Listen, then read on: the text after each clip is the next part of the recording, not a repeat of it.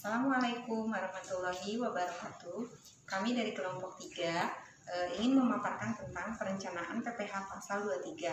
Adapun anggota kami yaitu saya sendiri, Tarubito, yang kedua ada Arini Jayanti, Nabia Ajhara, Dia Fitriana, dan Ade Yulia. Pajak penghasilan pasal 23 adalah pajak yang dipotong atas penghasilan yang berlaku yang berasal dari modal, penyerahan jasa atau hadiah, dan penghargaan selain yang telah dipotong oleh PPH pasal 21. Tarif PPH pasal 23 yang berlaku di Indonesia dibagi menjadi dua. Yang pertama, dikenakan 15% dari jumlah bruto atas dividen kecuali pembagian dividen kepada orang pribadi, dikenakan final, bunga, dan royalti. Yang kedua, hadiah, penghargaan, bonus, dan sejenisnya selain yang telah dipotong PPH pasal 21.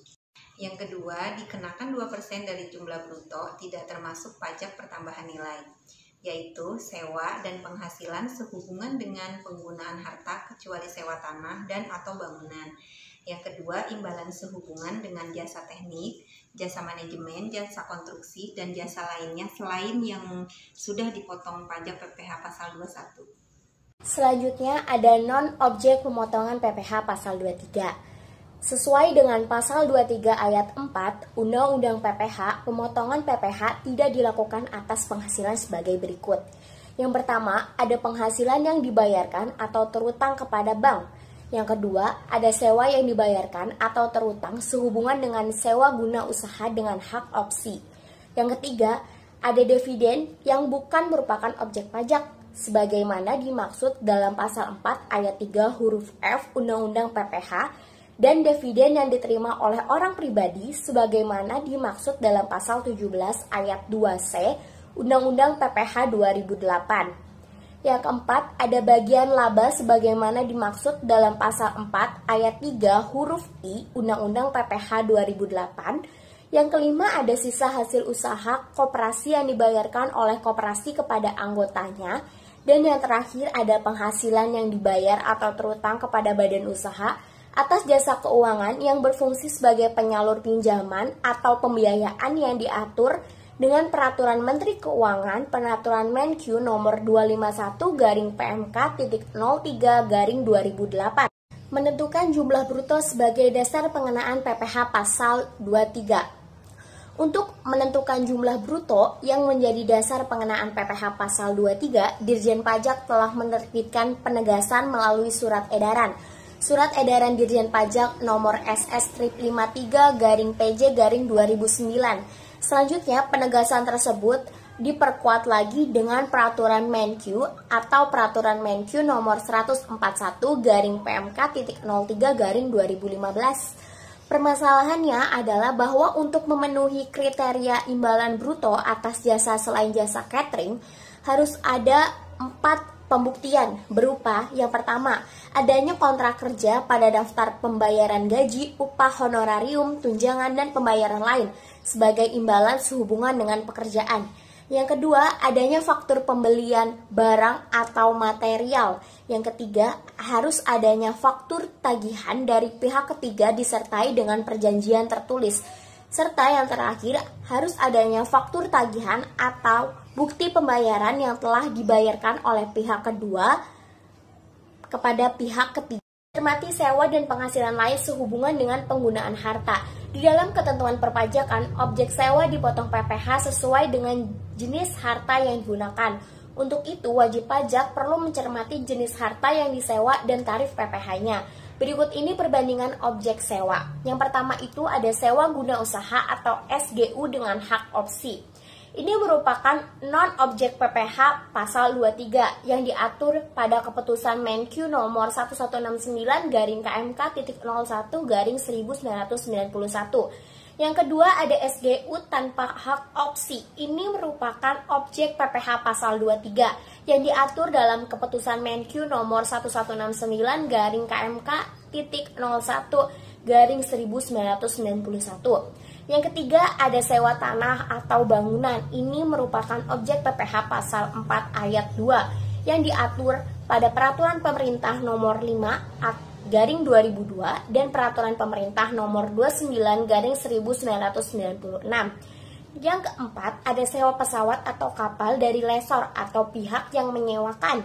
Ini merupakan objek PPh pasal 15 yang diatur pada keputusan Menkyu nomor 632 garing KMK titik 04 garing 1996.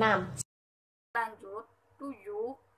Jenis sewa. Sewa harta selain harta di atas dari luar negeri sama dengan royalti. Jenis PPh, objek PPh 26 atau Undang-Undang 36 tahun 2008. Jenis sewa. Sewa harta selain harta di atas dari leasing dalam negeri. Jenis PPh, objek PPh 23 atau Undang-Undang 36 tahun 2008. Sampai saat ini terdapat dua definisi sewa menurut ketentuan pajak yang masih berlaku. Istilah sewa guna usaha atau leasing dipakai karena saat itu berlaku PSAK 30 sewa guna usaha. Definisi dan pembagian sewa menurut ketentuan pajak sama dengan menurut PSAK 30. Selanjutnya, PSAK 30 tidak lagi menggunakan istilah sewa guna usaha atau SGU, tapi hanya sewa atau lease. Akan tetapi, ketentuan pajak tersebut atau keputusan Menkyu nomor 1169 KMK 01/1991 tidak mengalami perubahan hingga kini.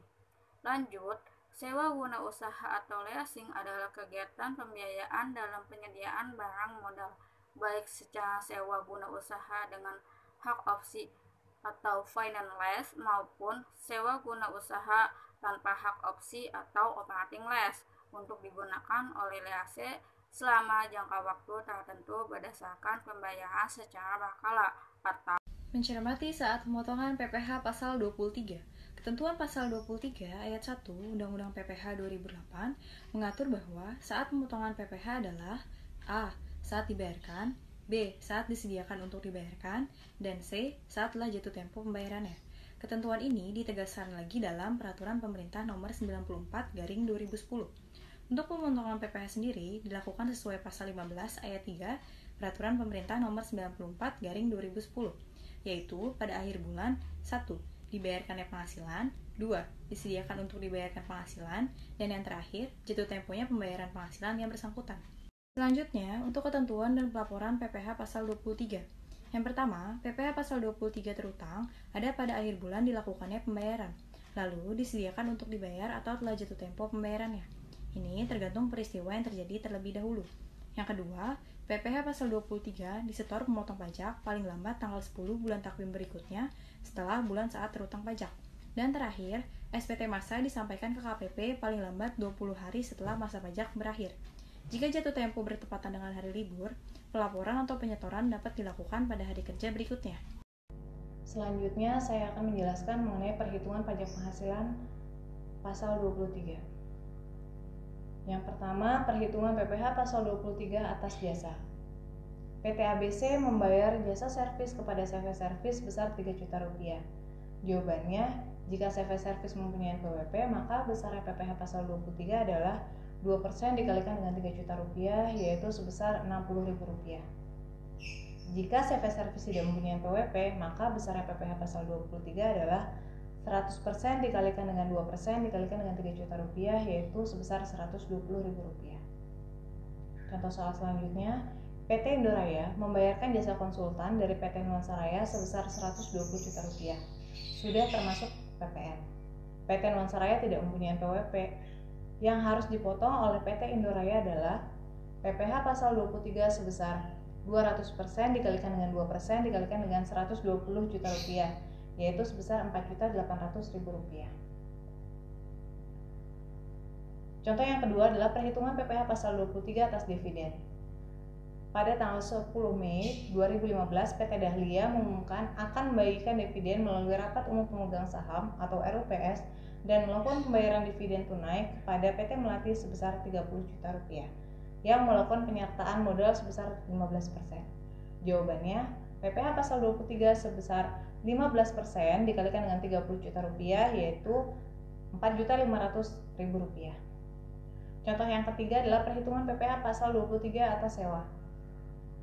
PT Karya Makmur membayar sewa kendaraan bus pariwisata dengan nilai sewa sebesar 35 juta rupiah kepada Sugianto Haris.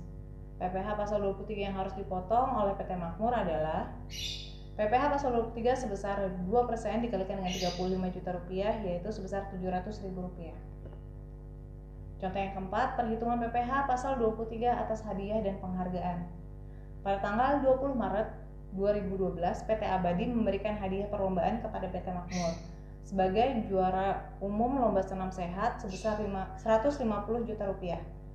PPh pasal 23 yang harus dipotong oleh PT Abadi adalah PPh pasal 23 sebesar 15% dikalikan dengan 150 juta rupiah, yaitu sebesar 22.500.000 rupiah. Jadi kesimpulan dari yang telah kami paparkan yaitu PPh pasal 23 adalah pajak yang dipotong atas penghasilan yang berasal dari modal, penyerahan jasa atau hadiah, dan penghargaan selain yang telah dipotong PPh pasal 21. Pajak merupakan iuran wajib yang dipungut dari warga negara Indonesia yang bersifat memaksa berdasarkan undang-undang. Peran serta kesadaran masyarakat tentang kewajiban membayar pajak, karena pada akhirnya hasil dari penerimaan pajak di masyarakat juga akan digunakan untuk kepentingan bersama. Sekian pemaparan dari kelompok kami, mohon maaf apabila ada kesalahan. Wabillahi taufiq wal hidayah. Wassalamualaikum warahmatullahi wabarakatuh.